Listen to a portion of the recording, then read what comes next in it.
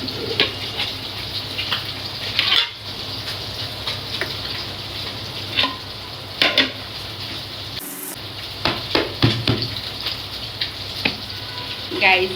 Pudding বানাইছি। ও পুডিংটা হয়েছে কি, একদিকে কাপ হয়ে গেছে দেখেন, একদিকে হয়তো উঁচা হয়েছে, একদিকে নিচা হয়েছে। জাস্ট কালারটা একটু দেখাই আপনারা দেখেন।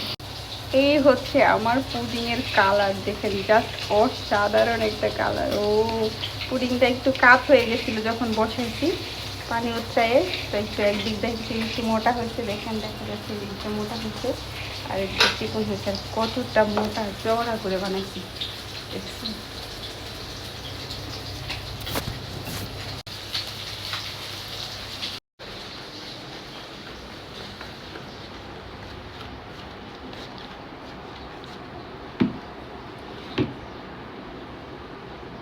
দেখা হচ্ছে পরে।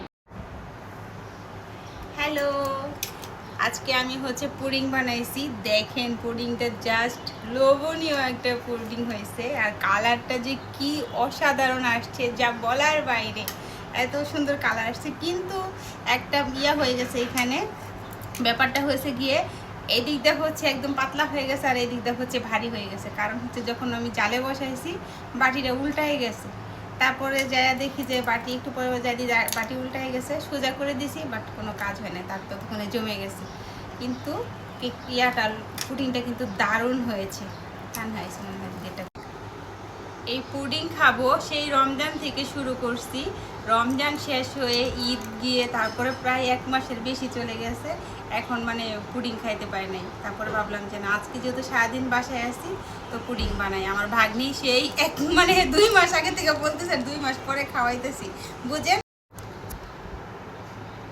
আমার ভাগ্নি 2 মাস আগে বলছে পুডিং খাওয়ার কথা, আমি 2 মাস পরে খাওয়াচ্ছি পুডিং বানায়ে। সো আমার কাছে যদি কেউ কোনো খাবার খেতে চান তাহলে কিন্তু এই যে এরকম 2 মাস 3 মাস পার হয়ে যাবে, আমার টাইম হবে না খাওয়ানোর। সো কেউ কিন্তু খাইতেও যাবেন না ভুল করে, ঠিক আছে। সো এখন আমি হচ্ছে পুডিংটা কাটবো। বিসমিল্লাহ। পুডিংটা আজকে শক্ত হয়েছে আর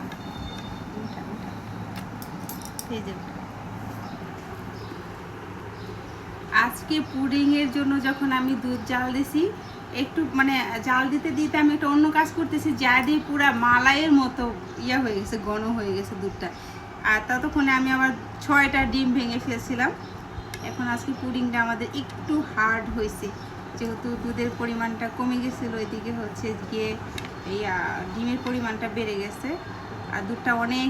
তো দুধটা জাল দিতে দিতে যেহেতু মালাইয়ের মতো হয়ে গেছে, তো দুধ কমে যাওয়াতে একটু পুডিংটা হার্ড হয়েছে, বাট এটা কিন্তু দারুণ হয়েছে, ভাঙবে না সহজে। নে বিসমিল্লাহ, একটু খাই। বিসমিল্লাহ।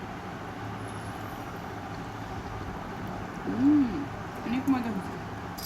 মিষ্টি তো বেশি হয়ে গেছে আজকেও, একটু কমে দিতে চাইছিলাম, দুধ ঘন হয়ে গেছে যে এই জন্য মিষ্টি বেশি হয়ে গেছে।